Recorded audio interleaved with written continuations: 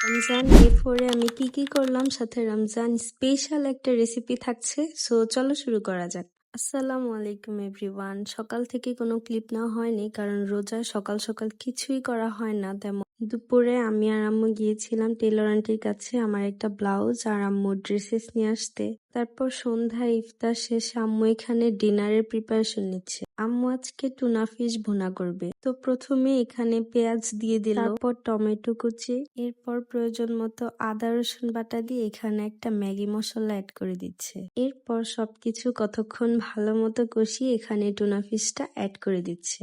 এই তো এখানে টুনা ফিশটা রেডি হয়ে গেল।